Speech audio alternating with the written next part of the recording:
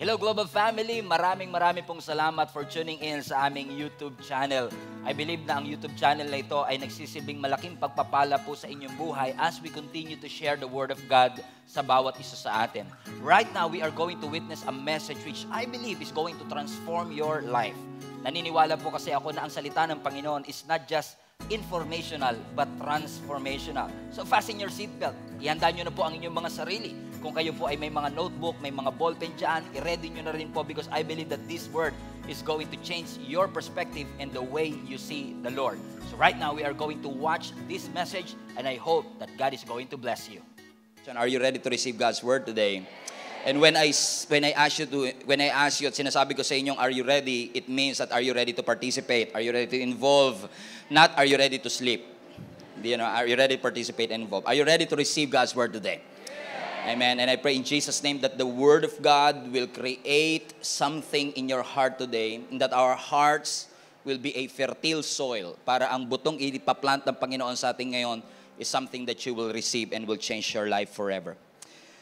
Let's open up our Bible to 2 Timothy chapter 4, verse 19 to 18. And I'm gonna warn you, mga kapatid, that the text that we are going to read is kind of sad in essence, but I hope we can find something here that will benefit our soul today.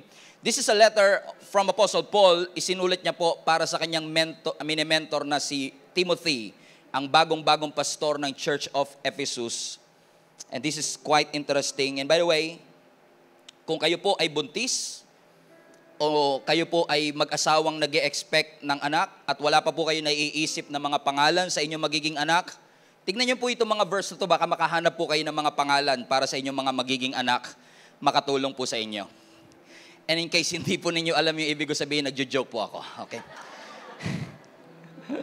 2 Timothy chapter 4, verse 9 to 18. I'm excited for this. Are you ready for this? Fasten your seatbelt. Verse 9. Do your best, referring to Timothy. Timothy, do your best to come to me as soon as you can. Verse 10, Demas loved the world too much. That's why he left me.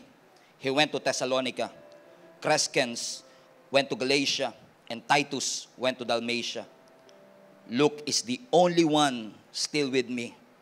Get Mark and bring him with you when you come. He can help me in my work here. I sent Tychicus to Ephesus, and when I was in Troas, I left my coat there with Carpus. So when you come, bring it to me. Also my books, the books written on parchment are the ones that I need. Verse 14, Alexander the metal worker caused me so much harm, and the Lord will punish him for what he did. By the way, I must warn you with Alexander, verse 15, he fought against everything we teach. You should be careful that he doesn't hurt you too. The first time I defended myself, no one helped me. Everyone left me. And I pray that God will forgive them. But the Lord stood at my side. Everyone left me. But the Lord stood at my side. Iniwan ako ng lahat, but the Lord stood at my side, gave me strength, so that through me the message might be fully proclaimed, and all the Gentiles might hear it, and I was delivered from the lion's mouth. Beautiful. And I want to talk to you about on this subject, keep showing up. Keep showing up. Keep showing up. Sabi mo nga sa katabi mo, keep showing up. Sabi mo sa kanya, see you on Sunday, keep on showing up. Keep showing up. Keep showing up. Hallelujah. Sino sa inyo ang nagpapasalamat sa ating Panginoon na kapag kailangan mo ang Diyos, lagi ho siyang nagpapakita sa atin? How many among you are grateful that God is so good that every time you need Him, and especially when you need Him the most, there's a guarantee that God will show up in the midst of your situation. Believing that God is with you is the most comforting promise in all of the Scripture. Yung maniwala tayo na ang Diyos ay kasama natin at hindi niya tayo iiwan, ang sabi nga ng Hebrews chapter 13, that God will never leave us nor forsake us. Na ang Diyos nangako sa atin, iniwan ka man ng lahat, pero ang Diyos hindi ka iiwan, is the most comforting promise of all. Na sa mga panahong kailangan natin ng Diyos na makakapitan, Diyos na makikinig, at Diyos na sasagot sa ating mga panalangin, merong garantiya ang Panginoon na siya ay laging nandyan para sa atin. And I don't know who is this for, Pero naniniwala po ako mga kapatid na kapag nasa iyo at nasa atin ang presensya ng ating Panginoon, our lives will be radically changed. Hindi po pwedeng hindi magbago ang ating buhay kapag kasama natin ang ating Panginoon. When you add Jesus into your life, hindi pwedeng walang mangyari. Hindi lang sa iyong present, kundi maging sa iyong kinabukasan. In fact, kapag kasama mo ang ating Panginoon at lagi siyang nandyan sa iyong tabi, there is an assurance that you will experience signs, wonders, and miracles. Let me repeat, in case you missed it. Kapag kasama mo ang ating Panginoon, merong garantiya na laging merong signs, wonders, and miracle na mararanasan ng ating buhay, knowing that God is always with us. Do you remember that moment na ang mga disciples, mga kapatid, ay nagtatago doon sa upper room kasi natatakot sila man ay aarestuhin din ng mga Roman. Nasabi ng scripture, takot na takot sila, sarado ang kanilang pintuan, sarado ang kanilang bintana, and then in the midst of their fear, Jesus showed up out of nowhere. Hindi kumatok, He just showed up out of nowhere, and the Bible says their fear, all of a sudden, were gone. Ano sabi ng Panginoon sa kanila? Don't be afraid. It is I. Huwag kayong matakot. Ito ang aking presensya that you will now experience. And all of a sudden, their fear disappear because the presence of God is there. There is something that will happen in your life dramatically and radically kapag ang presensya ng Panginoon ay naging parte ng iyong buhay. Correct? And if in case you missed yung message natin last Sunday regarding transformation, at ipinakita sa atin ng Panginoon kung ano ang mga posibleng ugat at genesis ng mga strongholds sa ating buhay. Nasabi natin last Sunday, posible na hindi prayer natin ang problema, kundi yung mga habits, routines natin, ang nagiging sanhi kung bakit tayo ay natatrap sa mga stronghold ng ating buhay. You still remember that message last Sunday, mga kapatid? Because we all want transformation. Sino po sa inyo gusto niyo ng transformation sa inyong buhay? Baguhin ko yung tanong ko para mas active kayo. Sino po gusto niyo mabago yung katabi ninyo? O di ba, mas active? Kasi ayaw niyo magbago pero yung katabi niyo kailangan baguhin ng Lord. We all want transformation in our lives. Amen. But to change something, sometimes starts by showing up. Minsan the only thing that you need to do is just to show up. Be present. Be there. Gusto mo magbago ang sitwasyon, wag kang absent. Be there. Be present. Wala ka mang pera to solve it. Wala ka mang talento to solve it. But you have the ability to be there and be present. And just by showing up, you are increasing your chance to make an impact in somebody else's lives. In fact, mga kapatid, you don't understand. In fact, yung nandito po kayo ngayon is already a victory in and of itself. I don't mean to judge or condemn anybody, but some of you, nandito, nung huli kayo nakapagsimba was many, many years ago. And today, you have been struggling kung makakapunta ka ba. Parang tinatamad kang pumunta ng church. Parang ayaw mong pumunta ng church. Kasi parang pakiramdam mo masusunog ka. Pakiramdam mo hindi ka karapat-dapat. But thank God, napagtagumpayan mo yung katamaran. Napagtagumpayan mo lahat ng condemnation. Napagtagumpayan mo lahat ng judgment. And you are here today. And just by showing up here in church today, you are increasing your chance to make an impact in somebody else's lives. In fact, let me just say this to you. Maaring hindi mo alam kung ano yung nagagawa ng pagpunta mo ngayon sa buhay ko. And I hope na yung pagpapakita ko ngayon sa stage na ito is doing an impact also in your life. Because if we really want to enact difference in our life, sometimes you can start by showing up. Everybody say show up. Everybody say show up. You want to impact lives? Starts by showing up. Because one of the greatest ability that you might have is your ability to show up. Yung pumunta ka lang is already a blessing. Sino po sa inyo may kakilala kayo, hindi ganun katalino, pero dahil laging present sa school nakapasa? Amen. Lagi tayong bagsak sa midterm, lagi tayong bagsak sa finals, but because you showed up every single day, you made it through. Nakagraduate ka lang, hindi ka bumibili ng libro. Nakagraduate ka lang, hindi ka nagdadala ng notebook. Nakagraduate ka lang, hindi ka bumili ng sarili mong ballpen. Just by showing up, you made it through. Everybody shout, showed up. May kilala kayong ganon? Parang natatawa kayo, parang katabi nyo yun ah. Sabi mo sa katabi mo, parang ikaw topic. Amen? Yung hindi ganun katalino, pero nag-show up. Naalala ko, may kaklase ako sa college, never kong nakita na nagdala ng libro. Alam mo kung saan nagtatrabaho ngayon? Sa Google. I cannot even believe it. Kasi IT-related yung course namin. I can't even believe it. Sabi ko, ikaw talaga?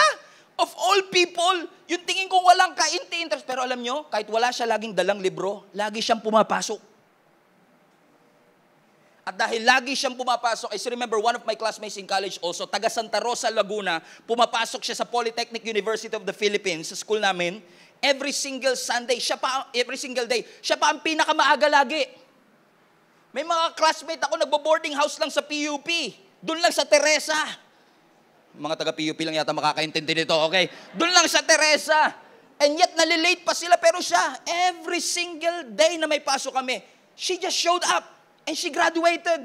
Just by showing up, mga kapatid, can make a lot of difference in your life. Naalala niyo yung mga Israelites? Nung sila po ay binigyan ng Panginoon at tinupad ng Lord ang kanyang pangako na ibibigay sa kanilang promised land. At yung first city na kailangan nilang i-conquer is the city of Jericho. Sabi sa kanila ng Panginoon, kailangan yung ikutan ang Jericho once a day for 7 days. Yeah? I'm just trying to know kung buhay pa ho kayo. Okay? Sabi na scripture, once a day kailangan nilang umikot. And thank God, they kept showing up every single day. At dahil lagi silang nagpapakita, hindi sila nagsettle sa kanilang camp. Every single day, nandun sila. To pray, to march, and to circle. God allowed them to experience the miracle right before their very eyes. Just by showing up, marami kang mawi-witness. Naalala niyo si Jehoshaphat sa First Chronicles chapter 20? Surrounded with innumerable armies, sabi ng scripture. Nandun ang Moabites, Ammonites, saka Mount Seir. Sabi ni Jehoshaphat, Lord, we don't know what to do. I'm scared. But my eyes are on you. Takot po ako, pero ang mata ko nasa iyo. Anong sabi ng scripture? Kinaumagahan, hindi sila umabsent, hindi sila tumakas, hindi sila umiwas, kinabukasan, nandun sila sa labanan. They just showed up. In fact, hindi sila lumaban. They just showed up and God did the battle for them. Hindi nila kailangan lumaban. Ang kailangan lang nila maging present lang. What does it mean for us, mga kapatid? Na alam niyo mga kapatid, I just want to remind all of you, kahit na 5 taon ka nang nagpe-pray dun sa prayer request mo, hindi ibig sabihin na hindi nag-work ang prayer natin. Our obedience works. Our prayer works. Our fasting works. Our spiritual discipline works. It doesn't mean na hindi ka nakakakita ngayon ng sagot. Ibig sabihin hindi gumagana ang prayer natin. No, prayer can move mountains. Prayer can change everything. It can change everything. But the question is this, kaya mo bang manalangin pa rin sa Panginoon kahit hindi mo nakukuha yung sagot sa iyong mga panalangin? Let me rephrase. Will you still show up in church kahit 3 taon mo nang pinagpe-pray, yung pinagpe-pray mo, hindi pa rin binibigay ng Panginoon? Because there is power in showing up. If you keep on doing it, consistency. In fact, mga kapatid, the very premise of our faith that rises from within is the consistency of hearing the Word of God.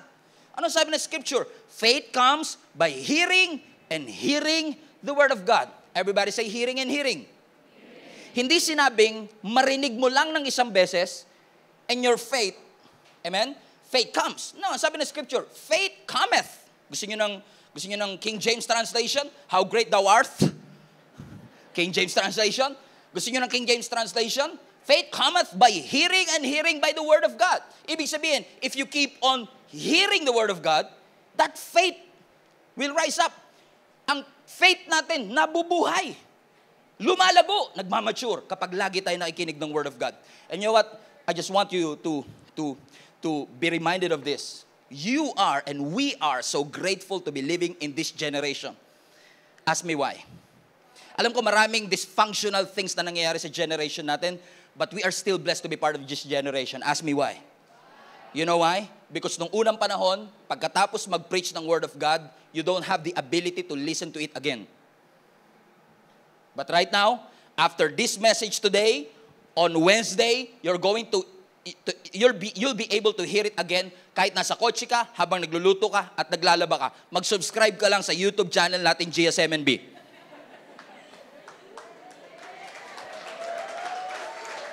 What do I mean? Narinig natin ngayon, pero how many among you Kahit narinig mo ng Sunday, kailangan mo pa rin siyang marinig uli ng Wednesday. And because narinig mo siya ng Wednesday, ng Thursday, ng Friday, ng Saturday, you keep on hearing and hearing it, that faith arises. There is power in consistency, in keep on showing up, in keep on reading the Word of God, in keep on praying for the Lord, to the Lord. Anong sabi ng Matthew chapter 7, verse 7? In which marami pong Christians, kabisado na ang verse na ito, pero gagamitin natin yung translation na mas accurate sa Greek. Anong sabi ng Matthew 7:7?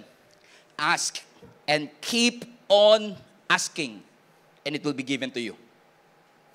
Everybody say, keep on. So, hindi lang sapat na humingi ka, paulit-ulit mong hingiin, and it will be given to you. Seek. Huwag mo lang hanapin, kundi paulit-ulit mong hanapin, and you will find. Knock, and keep on knocking, and the door will be open to you. So I want to remind each and every one of us, sometimes the most spiritual thing that you can do is to keep on praying, to keep on showing up, to keep on attending, to keep on asking for opportunities to open. Kung hindi pa bukas ang opportunity ngayon, keep on asking God, Lord, buksan mo po yung opportunity. Keep on praying for the salvation of your loved ones. Hindi porkit wala sila ngayon dito at ayaw nila sumama sa church, hihintuan mo na ng pananalangin. Keep on praying for them, na maligtas sila at mabuhay ang kanilang keep on believing that the best is yet to come.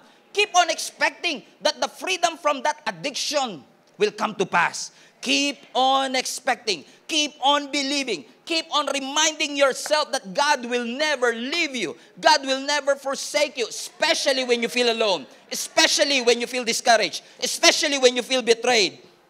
After all, ang kapangyarihan ng Panginoon hindi nalilimitahan ng gobyerno natin, ng boss natin, o ng bank account natin. Always remind yourself, God's power is not limited by the decision makers of our government. God's power is not limited by your boss, by your company, by your educational attainment. There is something in the power and the sovereignty of God na kaya niyang gawin yung imposible, that He will make a way where there seems to be no way. Come on, let's give Him some praise, church. Hallelujah. Hallelujah. Everybody say, keep on showing up. Keep on showing up. Keep on praying. Keep on seeking His will. And I've been asked many, many times. Lagi nila sinasabi, Pastor, how would I know kung ito ang kalooban ng Panginoon? How would I know if I'm walking in the purposes of God in my life? Because we all have to walk in God's purposes in our lives. We don't want to waste our time doing something that is not our purpose. Hamin among yung minsan nagtatanong kayo kay Lord, Lord, ano ba ang tamang desisyon? Alin ba dito sa dalawang course na ito? Alin ba sa dalawang offer ng kumpanyang ito? Alin ba sa dalawang bansang ito? Lord, parehong maganda ang offer. Which one is the path that I should take? It's a struggle that many of us are going through, correct? Kaya nga sabi ng Proverbs chapter 3 verse 6, everybody? Proverbs 3:6. Nakatingin na kayo sa screen, alam niyo na kagad eh. Proverbs 3:6, ibang version, yung mas familiar. In all your ways, acknowledge Him, and He shall direct your path. Let me give you the common English translation. In all your decision making, acknowledge Him, and He shall direct your path. You know what? Actually, in the Hebrew, when you say, in all your ways, acknowledge, everybody say acknowledge. You know what that means? When you say, in all your ways, acknowledge Him, seek for authorization. In all your ways, seek for God's authorization. Lord, is this the right thing to do? And He shall direct your path. How many among you wants that last part, He will direct your path to happen in your life? We all want to. Ako din eh. Taas kamay lahat ng gusto. Para hindi na tayo nagkakamali sa ating mga desisyon. Come on. Ano ang susi? Ang susi, basahin natin pabaliktad. Yun ang susi. Do you want God to show you which path to take? Yes, Pastor. Then seek His will in all you do. Because when you seek God's ways, when you seek His will in all that you do, when you acknowledge Him, when you seek for His authorization before you do something, He will make your paths straight. Minsan kasi nag-e-expect tayo ng instruction na walang devotion. Tignan mo, balik natin anak. Sabi nun, seek His will in all you do. And He will show you which path to take. So He will show you, that speaks about God's instruction. Pero bago yung instruction, kailangan may devotion. You must seek His will first. And then, when you seek His will, when you seek His ways, when you ask for authorization to Him, He will make your path straight.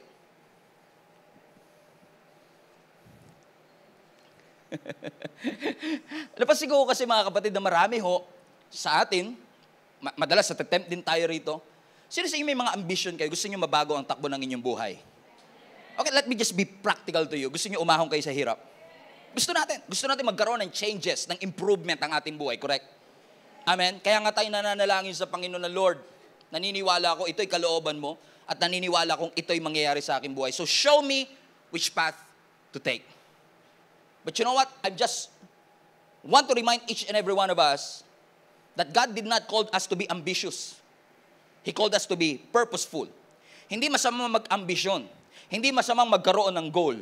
Pero ang gusto ng Lord, ang i-pursue mo, hindi ambition, kundi purpose. Kasi kapag puro ambition, you will experience success but you don't feel successful. You will be full but not fulfilled. Kasi may makilala ho ba kayo, maraming plano pero walang purpose. So it's not wrong to plan, but make sure that your plan is always under the purposes of God in your life. So hindi masama magplano, pero make sure na yung plano natin ay lagi nakapailalim sa purpose ng ating Panginoon. So ang tanong ko sa bawat isa sa atin, mas mahal ba talaga natin ang Panginoon kaysa sa ating ambisyon? O mas mahal natin ang ating ambisyon kaysa sa ating Panginoon? There is a big difference. Tahimik na. Because when you place your faith in Jesus Christ, I just want you to be reminded, kapag tinanggap mo ang ating Panginoong Yesus bilang iyong Panginoon at tagapagligtas, para kang pumapasok sa isang commitment na panghabang buhay. Kami ni Jenny, we just celebrated our 11th anniversary last Wednesday. Amen? 11 years na po kami. 11 years niya na po akong pinagtiyagaan. 11 years po niya akong tiniis. Pero wala po siyang magagawa. Kasi nung nagsabi po siyang I do sa akin, lifetime subscription to. Hindi siya pwedeng mag-cancel anytime. Hallelujah. Sabi mo sa asawa mo, narinig mo yon? Amen? Lifetime subscription. Alam niyo, sa Panginoon, ganun din. The moment that you accept Jesus Christ as your Lord and your Savior, you are not just accepting Him as your Savior. Tinatanggap mo siya bilang iyong Panginoon. At kapag siya ang iyong Panginoon, hindi lang Panginoon, kundi Panginoon, siya ay ginagawa mong presidente ng iyong buhay. You seek for His authorization. You seek for His will before you do something. Katulad namin ni Jenny, because I entered into a commitment with her, hindi ako pwedeng basta umalis na hindi nagpapaalam sa kanya. Na nagagawa ko before. Dahil meron kaming lifetime commitment kay Lord at sa isa't isa. Ganon din tayo sa ating Panginoon. Meron tayong lifetime commitment sa ating Panginoon. At dahil ikaw ay may commitment sa Panginoon at ang Diyos ay may pangako sa iyo, binigo ba tayo ng Diyos? No. Sa mga panahong kailangan mo siya, lagi siyang nandyan. Ang tanong, ba't wala ka pag kailangan ka ni Lord? Will you keep on showing up for Him? Because He is always keeping His promises and His covenant with us. Lagi niyang ginagawa at tinutupad ang kanyang mga pangako sa atin. And let me just say this to you. Kapag lagi nating pinurso lang yung gusto natin, yung ambition natin, yung gusto... By the way, hindi porket gusto natin kalooban ng Lord. That's why, let us make this huge desire in our hearts. Lord, saan man ako pumunta? Ano man ang aking maging desisyon? Gusto ko, Lord. Gusto ng puso ko. Kasama lagi kita. Amen? At kapag hindi mo nakasama ang ating Panginoon, when the presence of God is not with you anymore, that is an obvious sign that you are in a dangerous path. Let me rephrase. God, when is not with you, is an obvious sign that you are not in the right path. Ang isa sa pinaka-obvious na senyales na nasa maling daan ka, pag hindi mo kasama ang ating Panginoon. After all, we made a commitment. He did make a commitment to be with us. Nangako siya, hindi kita iiwan. Nangako ka din, hindi mo siya iiwan. Pero ang problema minsan, tinupad ng Lord ang kanyang pangako, tayo hindi natin tinupad. Huwag kayong mag-alala, hindi kayo yung pinag-uusapan natin. Perfect ho kayo eh.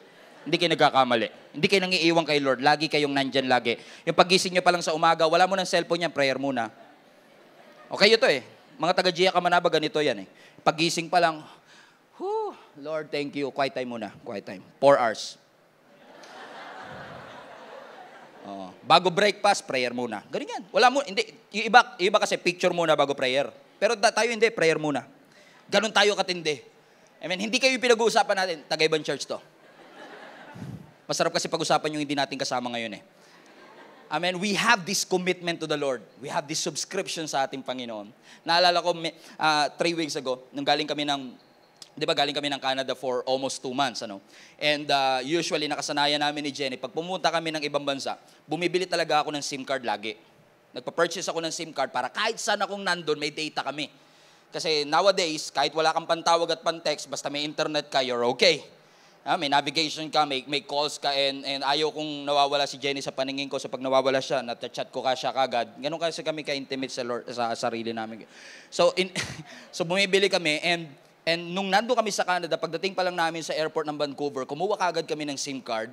At sabi sa akin nung agent is, itong SIM card na ito is valid for 1 month. So ibig sabihin, you have a subscription for 1 month for this specific data.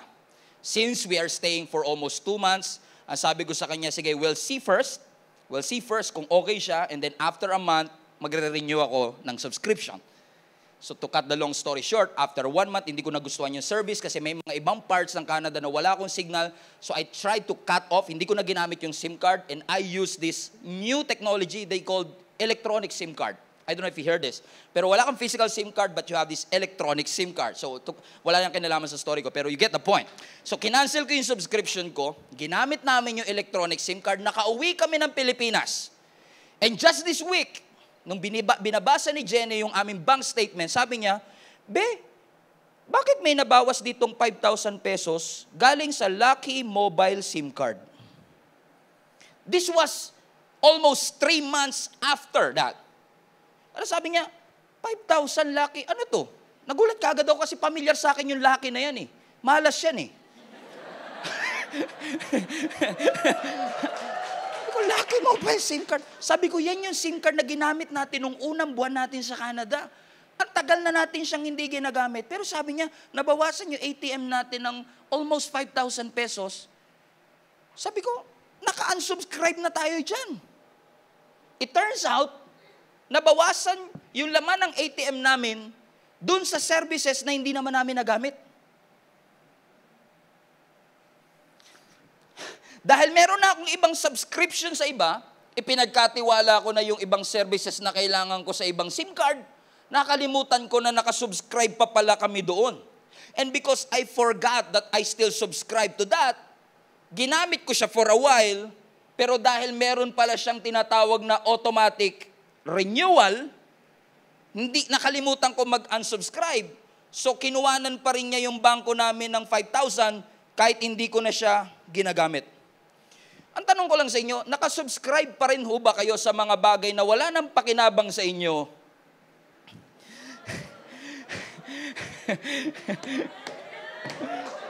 Nababawasan kayo sa isang bagay na hindi naman na nakakapag-add ng value sa inyong buhay?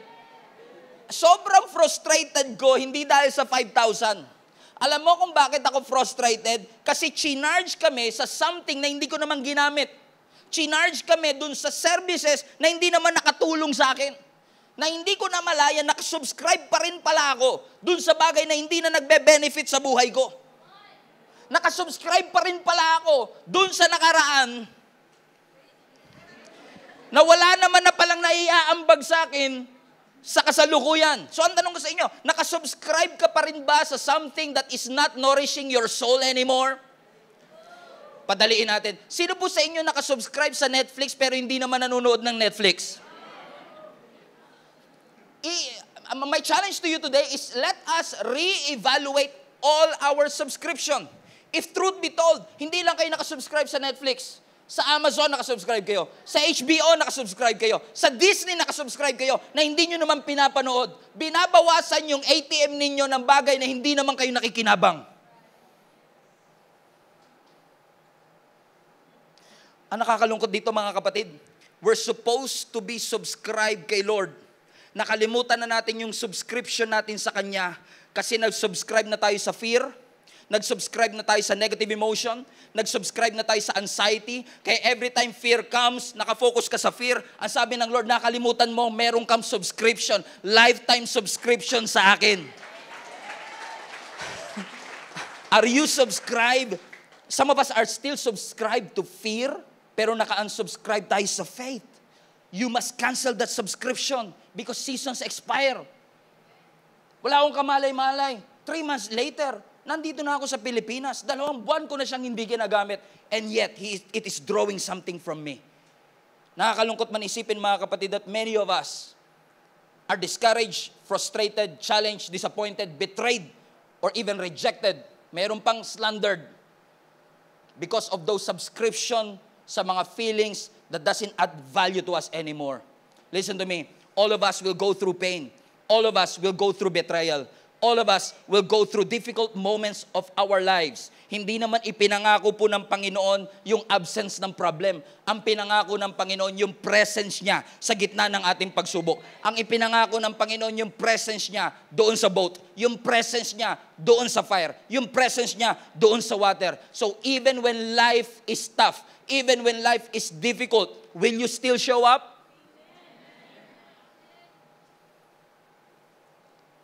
Magpapakita ka pa rin ba? Magsushow up ka pa rin ba? Kahit na parang hirap-hirap ng sitwasyon, He showed up for us. But will you show up? Will you show up for God even when life is difficult? I want to challenge our entire global family right now. Be present. Show up even when progress is not obvious. Hindi porket hindi mo nakikita yung sagot ngayon sa iyong panalangin at hindi halata ang progress ng iyong mga prayer requests. I want you to be challenged today to keep on showing up, to keep on praying to the Lord. Gusto niyo po bang bumagsak ang mga Jericho wall sa inyong buhay? Come on, gusto niyo po bang bumagsak ang mga Jericho wall sa inyong buhay? Then keep showing up. Huwag mong takasan. Magpakita ka. Buti na lang, yung mga Israelites sa loob ng 7 araw, walang ni-record sa scripture na nag-quit. In fact, pag binasa po ninyo ang Ecclesiastes chapter 3, you know that, di ba? In everything, there is a season. A time for everything on earth. A season to cry, a season to laugh, a season to death, a season to life. 28 seasons sa Ecclesiastes chapter 3. Pero wala ni isang season of giving up. Walang season to quit. Walang season to give up your faith. Should I say, may season to quit, pero quit on legitimate things. Sabi na Ecclesiastes 3, pero not a season of giving up your faith to the Lord. Ang tanong ko sa inyo mga kapatid, will you still show up katulad ni Jehoshaphat? Even though you're scared, you will still show up? Kahit may doubt sa puso mo, you will still show up? Yung iba sa inyo kanina, parang ayaw niyong pumunta sa church, but you showed up anyway. And thank God you showed up. And you're grateful that you are here today, na hindi mo pinagsisisihan na ikaw ay lumapit sa Panginoon, na hindi mo pinagsisihan na sa gitna ng problema, nagpuri ka imbis na nagreklamo, hindi mo pinagsisihan na nakinig ka ng Word of God kaysa nakinig ng chismis, hindi mo pinagsisihan na nagpakita ka ng pananampalataya sa ating Panginoon, na sinabi mo sa Kanya, Lord, mahirap ang sitwasyon, mahirap ang buhay, pero mabuti ang Diyos. Never natin pagsisisihan ang paggawa natin ng bagay na patungkol sa ating Panginoon. Kaya mo bang mag-show up kahit na pagkatapos ng prayer mo, walang nagbago? Kaya ba nating maging present pa rin kahit pagkatapos ng pag-worship natin, walang nangyari sa ating sitwasyon? Can you still be present when nothing is changing? Can you still be present when things are not going your way? Mananalangin pa rin ba tayo? Mananampalataya pa rin po ba tayo? Magbabasa pa rin po ba tayo ng Bible? Aatin pa rin po ba tayo ng church? Maniniwala pa rin po ba tayo sa ating Panginoon? Because let me just tell you this, kapag ginawa mo ang mga bagay na ito, you are not wasting your time. You are bringing the walls down.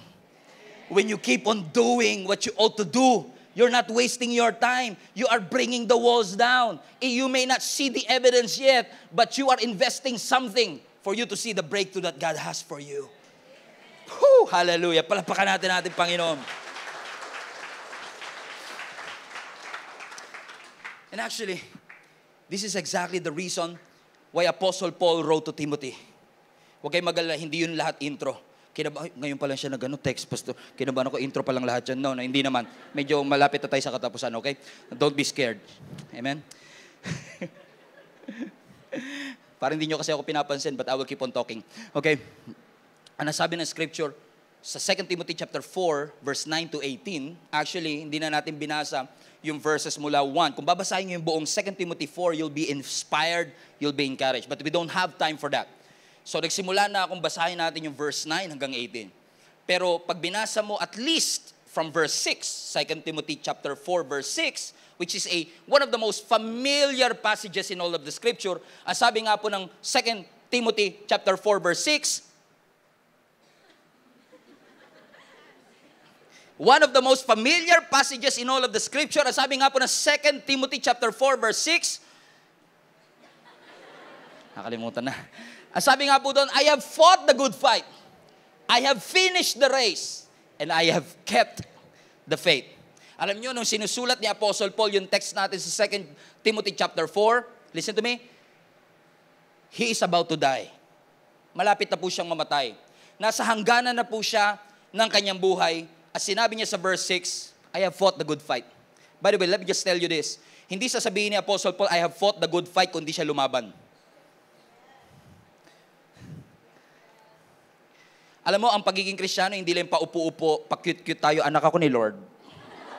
Yes, anak ka ni Lord, pero sundalo ka rin ni Lord. Kailangan mo lumaban, okay? I have fought the good fight, and I have finished the race. At ang na binabasa ko to many years ago, especially nung youth pastor pa ako, nung sinabi ni Apostle Paul, I have kept the faith, ramdam na ramdam ko yung salitang, yung sinabi niyang, I have kept the faith, ramdam ko lahat ng hirap na kanyang pinagdaanan to keep that faith alive. Marami kasi, kung alam po natin ang story ni Apostle Paul, maraming bagay na nangyari sa kanya para lang pahintuin siya sa pag-share ng gospel. Kinulong siya, nahirapan siya, he was almost killed countless times. Ilang beses po siyang nakulong dahil sa kanyang pananampalataya. Nawala ang lahat ng kaibigan niya. Nawala lahat ng mga church members nung kailangan niya sila. Nawala ang lahat sa kanya. Pero alam niyo kung ano yung hindi nawala? Yung faith. Kaya kahit mawalan ka ng trabaho, huwag kang mawawalan ng pananampalataya. Kahit mawalan ka ng pera, huwag kang mawawalan ng pananampalataya. Amen? Yun ang pinakamatinding asset na meron ka. Faith. Sabi mo sa katabi mo, congratulations, may asset ka na. May faith ka. Hindi fake. Sabi nga nila, fake it till you make it. No, faith it till you make it. Gamitan mo ng pananampalataya hanggang makatawid tayo to the other side. So when Apostle Paul was actually on the last part, in the last season of his life, ang sabi niya sa verse 9, let's go back to that. Verse 9, sabi niya, Timothy, do your best to come to me as soon as you can. Now listen, Apostle Paul knew that his death was imminent. Malapit na ang kanyang pagkamatay. So bago siya mamatay, nagkaroon siya ng huling habilin. At sabi niya, Timothy, gawin mo ang lahat para makapunta ka dito kung nasan si Apostle Paul. Alam niyo kung nasan siya? Nasa kulungan. He's about to be executed and die. At sabi niya kay Timothy, do your best. What's this? To show up here. I need your presence. I need you here. So in essence, ang sinasabi niya, show up please, Timothy. Yes, I have fought the good fight. I have finished the race. I have kept thy faith. But I want to impart something to you. Show up here. I want to show you. I want to say something to you. I need you right now in my life. Nakakaranas ba kayo ng pagkakataong ganon? That sometimes you're so scared, you need somebody to hold your hand. That you're so scared, you need somebody. Kahit hindi siya nagsasalita, basta nandun lang siya. And you're okay. Sabi niya kay Timothy, I need your presence right here. Come with me. I need you right now. Actually, kapag binasa mo yung succeeding verses, papunta na sila sa winter season, and because it's already a winter season, amen, and Apostle Paul knew that he was about to die. Sabi niya, Timothy, I want you to be here kasi in essence, gusto niyang mag-impart ng something. Gusto niya yung legacy niya as a minister of Jesus Christ ay masil at maipasa niya sa iba. And by the way, let me talk to the parents right now. Kung kayo po ay magulang na nandito, ang pinaka-importanting pwede nyo pong maipamana sa inyong mga anak ay yung inyong pananampalataya. Now, I know, ang sabi ng nakasanayan natin, edukasyon ang maipapamana mo sa iyong mga anak. Pero sometimes may mga magulang na kahit edukasyon hindi nila kayang gawin para sa kanilang mga anak. Pero what we can give, the most important legacy na pwedeng maiwan ng mga magulang ay yung values, yung principle, yung character, at yung tinindigan niyang pananampalataya na pwedeng tularan ng kanyang anak. Let me elaborate. Iba po ang pamana sa legacy. Iba ang inheritance sa legacy. Ang inheritance, yan yung iniiwan mo sa bangko mo. Ang legacy, yan yung inimpart mo sa puso ng mga anak mo. Kasi yung nasa bank account pwedeng mawala. In fact, pag may iniwang kang lupa at pera sa bangko, nag-aaway-away pa yung mga magkakapatid. Pero yung legacy, yung values, yung principle na naituro po ninyo sa inyong mga anak, wala pong pwedeng magnakaw niyan. Amen? Kaya sinasabi ni Apostle Paul, I want you to be with me. I want to talk to you because I'm about to die. Mamamatay na ako. Kasi alam nyo lahat, in case you don't know, we are not just aging, we are dying. Lahat tayo, papunta sa kamatayan. Alam ko, nagsiselebrate ka ng birthday ngayon, nagpahanda ka pa, nag-cake ka pa, may candles ka pa, 35. Pero all of us are one day away from our death. Hindi natin mapipigilan ang kamatayan kahit na kumain ka pa ng maraming apple. Kasi nga, di ba, an apple a day is 7 apples a week. Kahit uminom ka pa ng apple, hindi natin mapipigilan. Time will come that we're about to die. Ang sabi ni Apostle Paul, I need you to be with me. I want to say something to you. And then on verse 10, sabi niya, watch this. Sabi niya, nakapili na kayo ng pangalan? Okay. Sabi niya sa verse 10, Demas loved this world too much. That's why he left me. He went to Thessalonica. Crescens went to Galatia. Titus went to Dalmatia. He was saying, nagkawatak-watak na tayo lahat. Pero sabi ng verse 11, but Luke, si Dr. Luke, is the only one that's still with me. So get Mark, bring him with you when you come. He can help me in my work here. Verse 12, I sent Tychicus to Ephesus. When I was in Troas, watch this, I left my coat there with Carpus. So when you come, dali mo yung coat ko, dali mo yung jacket ko, also dali mo yung libro ko. And the books written on parchment are the ones that I need. Well, I was reading this. Sabi ko sa sarili ko, Bible ang binabasa natin. Pero ang binibilin ni Apostle Paul, hindi life principle. Yung jacket niya, naiwan niya daw. Oh, that's interesting, right? We're reading the Bible, pero sabi niya, yung jacket ko, naiwan ko, pakidala pagbalik mo. Tsaka yung libro ko pala, pakidala din. That's interesting. Ipinapakita lang ho ng verse na ito, mga kapatid, na walang-wala talaga si Apostle Paul, na kahit jacket naiwan niya. He had nothing. But what he has is faith. Sabi niya, the winter is coming, kailangan ko ng jacket. Dalhin mo yung jacket pagpunta mo rito. Dalhin mo yung mga libro, I'm bored. I need to learn something. He's about to die, and he's still learning. What are we doing with our life? Mamatay na siya, gusto niya pang matuto. And by the way, verse 14, sabi niya, si Alexander, yung metal worker, yung puro bakal, pinahamak ako niyan. He caused me so much harm, and made the Lord punish him for what he did. Verse 15, he fought against everything we teach. You should be careful that he doesn't hurt you too. Actually, verse 16, the first time I defended myself, no one helped me. Everyone left me. And I pray to God that God will forgive them. Sakit. Ramdam niyo ba? Parang sakit-sakit nung sinasabi ni Apostle Paul. Nung trinayal ako, ine-expect ko na may mga witness na titindig para ipagtanggol ako. Walang nagpakita sa inyo kahit sino. Lahat sila, iniwan ako. Ang sakit. Actually, pagka tingnan mo yung buhay ni Apostle Paul, puno talaga ng sakit. Pag binasa nyo nga po yung Book of Acts, talaga maaawa kayo sa kanya. Nakulong siya, nilatigo siya, nahirapan siya. Pagdating niya pa dun sa dulo ng Acts chapter 27 and 28, nung pagdating niya sa Malta, nakagat pa siya ng ahas. Na-shipwreck pa siya. Lumubog yung barko, buti nakaligtas siya. Grabe yung kanyang pinagdaanan, pero tingin ko, ang biggest pain na naranasan ni Apostle Paul is relational pain. Yung pakiramdam na iniwan siya ng lahat nung kailangan niya ang mga taong ito. Tignan niyo yung mga pangalang ito. Verse 10. Si Crescens, ang sabi niya sa verse 10, si Crescens, he went to Galatia. Si Titus, he went to Dalmatia. Verse 12.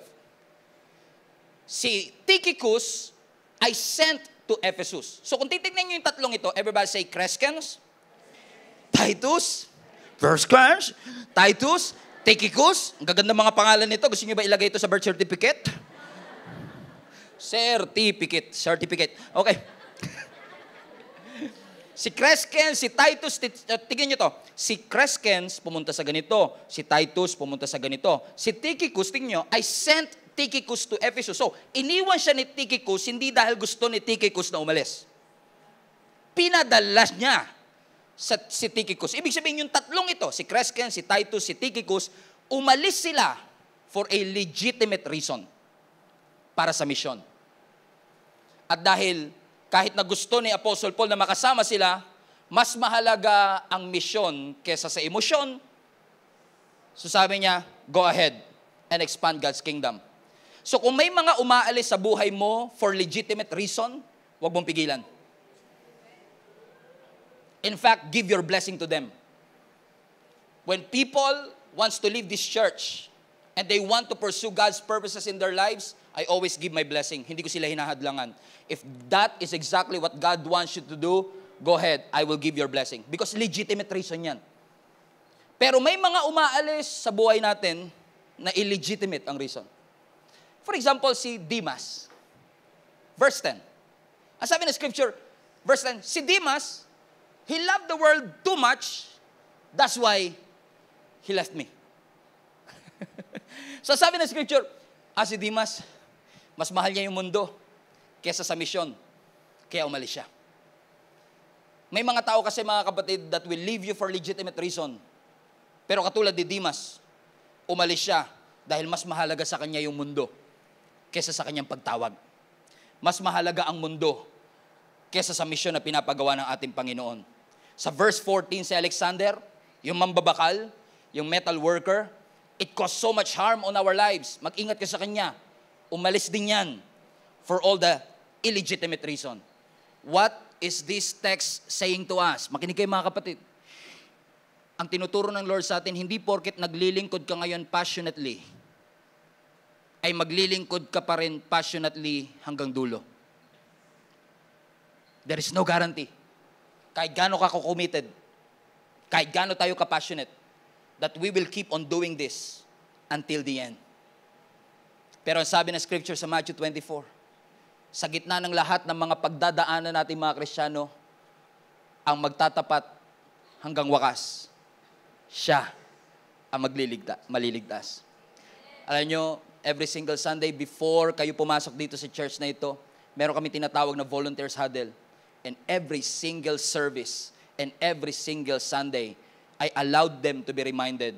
Lagi kami may tinatawag na palad sa palad where every one of us will shout, maglilingkod hanggang wakas. Alam niyo kung bakit? Ito yung sinasabi ni Apostle Paul kay Timothy.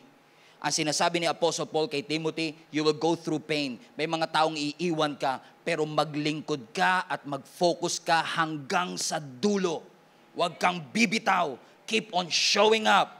Just because you are passionate right now, there is a guarantee that you will be passionate 3 years later. You need to persevere. You need to press on. Kung ang view mo ng Christianity is trouble-free, you're wrong. Kung ang view mo ng Christianity ay pressure-free, you're wrong. It's possible to start well with a purpose for a season, but not finishing well. Pwedeng nagsisimula tayong okay, pero walang guarantee na magtatapos tayong okay. Because Satan will always attack your belief, your faith. He will attack your testimony. He will provoke your faith. And don't be surprised kapag inaatake ka ng kaaway.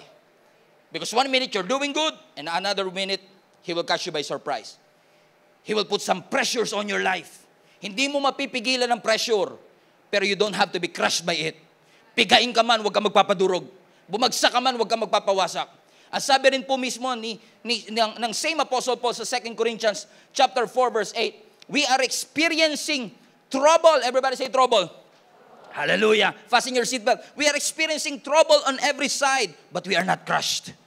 Piniga pero hindi nadurog. We are perplexed but we are not driven to despair. We are persecuted but we are not abandoned.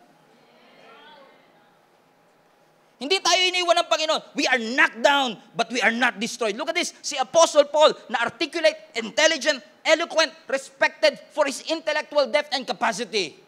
Kahit si Apostle Paul na to, nakaranas po siya ng pressure. In fact, pag binasa niyo po yung story ni Apostle Paul, may mga tao pang nag-commit na hindi kakain at hindi iinom hanggat hindi napapatay si Apostle Paul. Whoa! Just talk about pressure.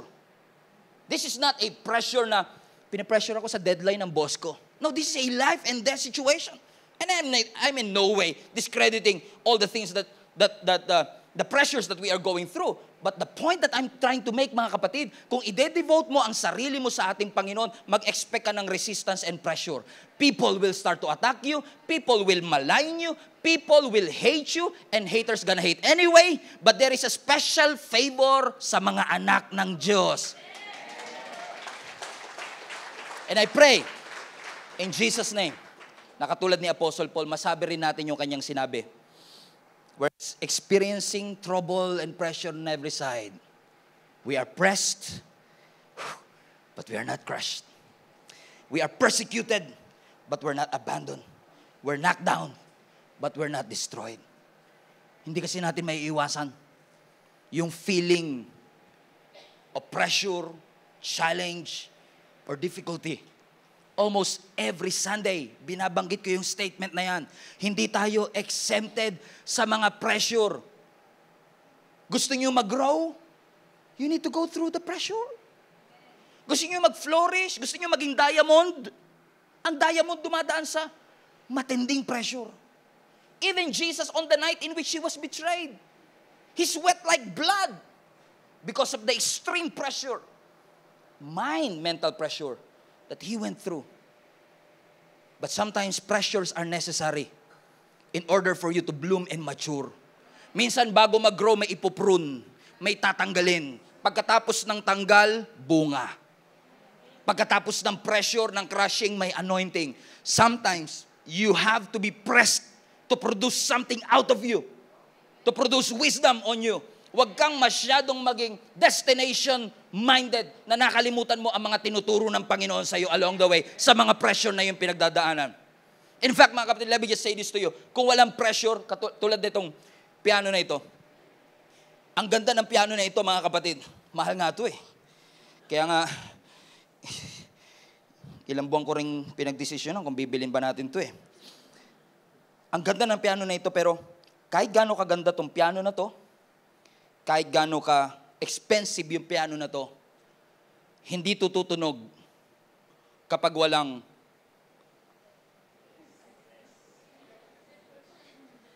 pressure. Alam mo kung bakit minsan hindi nakakapag-produce ng magandang tunog at magandang outcome sa buhay natin? Iniiwasan natin ng pressure. In fact, mga kapatid, kung wala man kayong keyboard sa bahay ninyo, meron kayong switch ng ilaw ninyo, na kung madilim, kung gusto mong lumiwanag yung dilim, you have to put pressure on the switch so that it will produce a beautiful sound. It will produce a light. Katulad din itong piano na to, mga kapatid.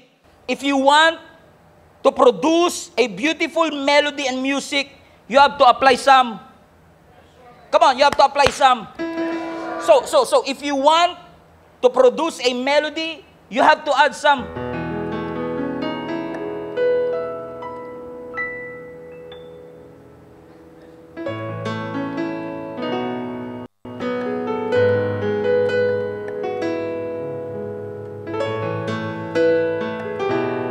Mali pa.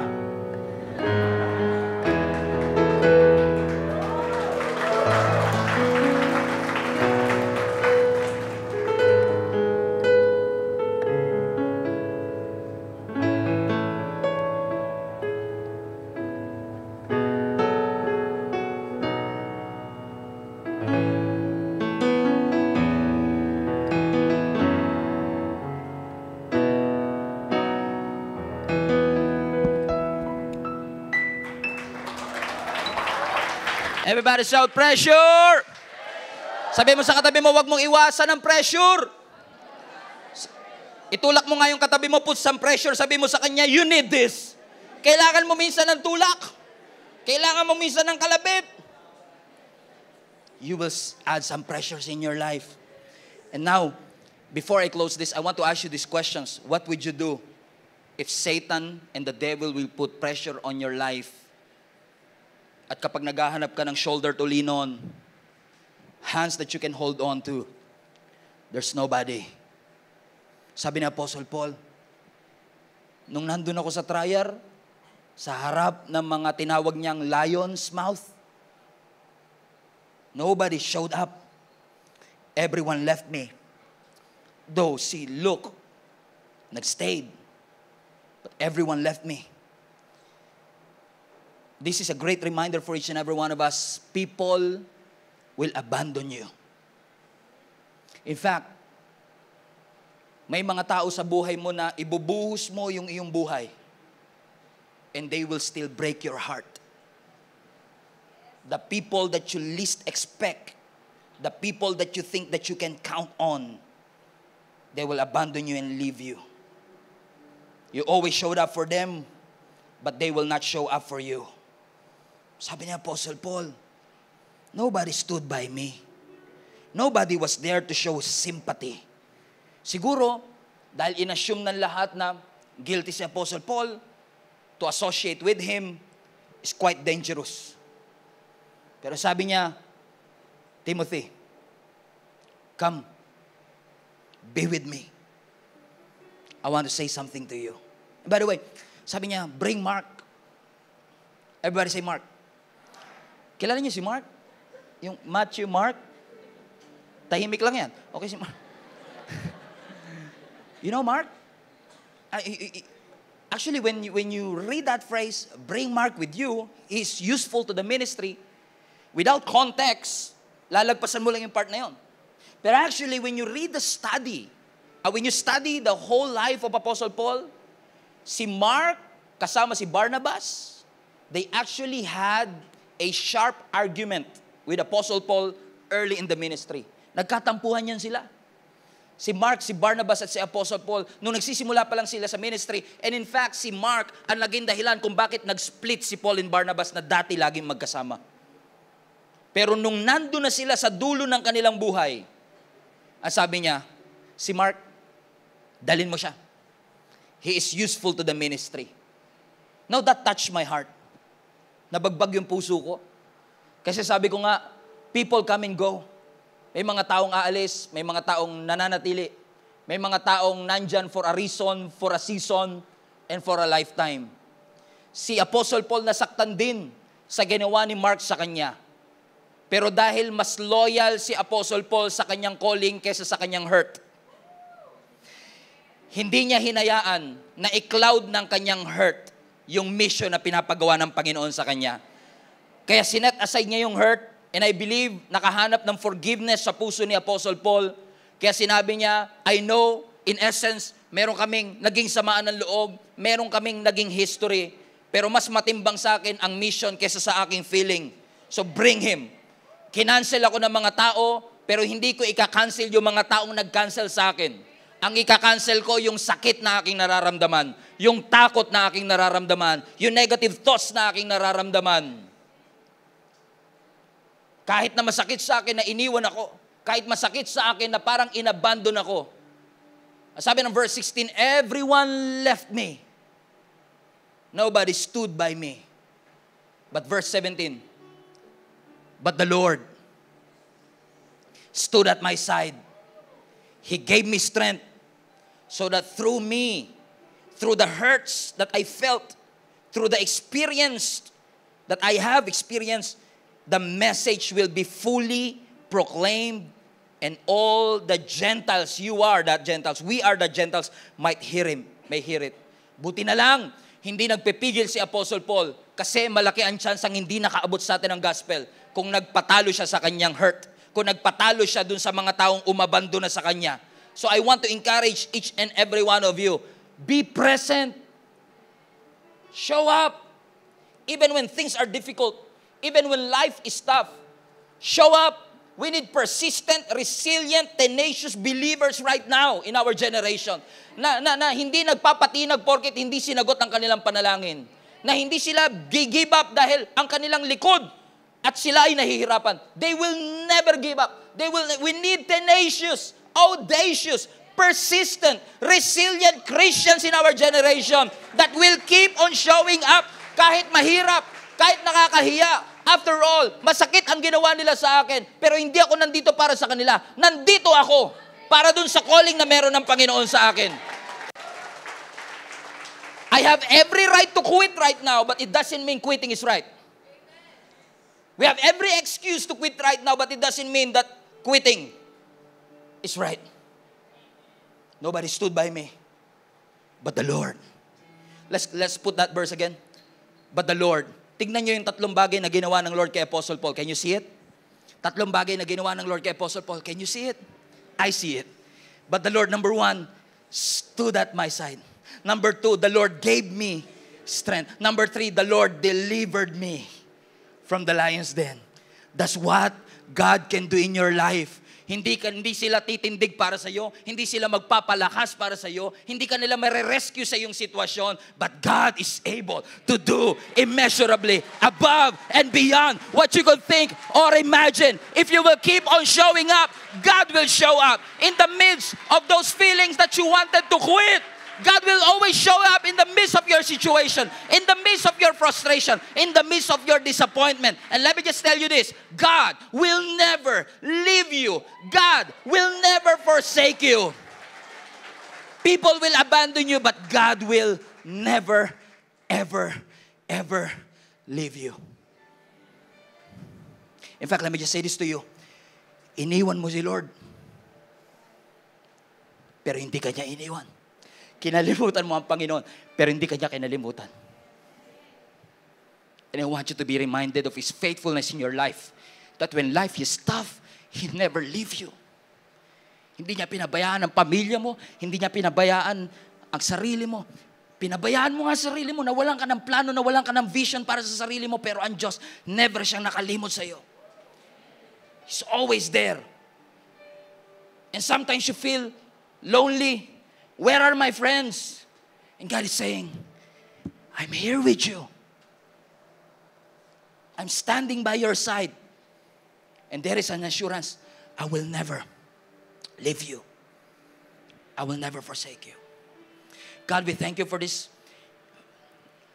beautiful reminder for each and every one of us na hindi mo kami iiwan. Hindi mo kami pababayaan, Panginoon. Salamat, Panginoon, na nung mga panahong handang-handa na kaming mag-quit at mag-give up, you showed up. And you reminded us of your promise. You will never leave us. You will never forsake us. You are our never-failing, all-sufficient friend that's always there, showing up.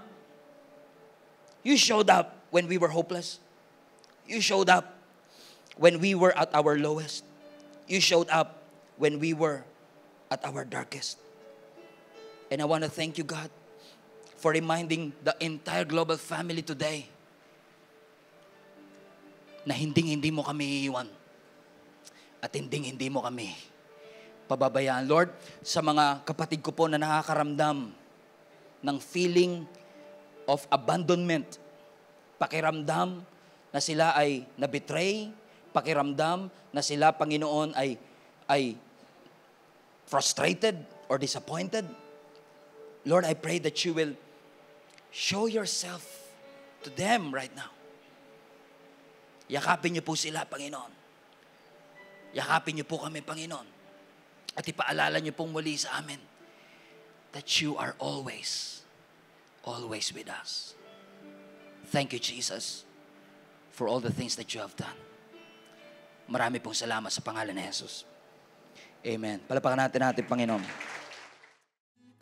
Hello, Global Family. You made it this far. Once again, marami pong salamat for tuning in. And I pray na yung salita pong ating napakinggan ay makapagbigay po ng conviction at malalim na revelation sa inyong puso upang mai-apply po natin sa ating buhay so that transformation will happen in our life. If this ministry have been a blessing into your life, I want to encourage you to share this video to some people that you know na maaaring nangangailangan din katulad mo ng mensaheng ito.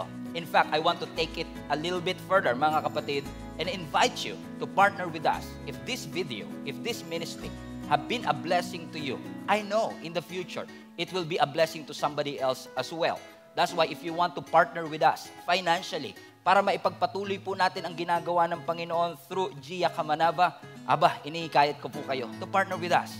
Pumunta lang po kayo sa aming website, giasmnb.com/give. At lahat po ng mga ways that you can support, ways that you could give para po sa ministering ito ay makikita po ninyo doon. You can give through GCash, debit card, credit card, bank remittances, at maging mga bank transfer. So, ano pang inaantay ninyo? Support the ministry, mga kapatid, para mas marami pa tayong maabot at mapuno po talaga natin ang langit. In fact, I want to take this opportunity as well. If you have been watching the video for quite some time, wala po kayong church na kinakabilangan and you want to deepen your relationship with the Lord, I want to encourage you to join our link-up groups. Ginagawa po namin yan in person or online. If this is impossible para po sa inyo na makapunta dito sa amin physically or in person, we have an online link-up group na ginagawa po namin sa iba't ibang dako ng mundo. If you want to be part of the link-up groups, ito po ay small groups na aming ginagawa kung saan ang bawat isa sa atin ay nagpapalakasan para ihatid tayo sa spiritual growth. Kung nais po ninyong makasama rito, all you have to do is go to our website, giasmnb.com/linkup. Ilagay nyo lang po kung saang location kayo naroroon. And I'm sure na meron po mga link-up groups na nababagay po at suwak po sa time zone ninyo kung nasaan man po kayo naroroon. Once again, marami pong salamat for reaching this far at naabot nyo po ang part ng video na ito. And I hope sa mga susunod pang video, mapagpala pa tayo ng lubos ng ating Panginoon. Keep spreading the word of God. Punuin natin ang langit and let us fight for our family.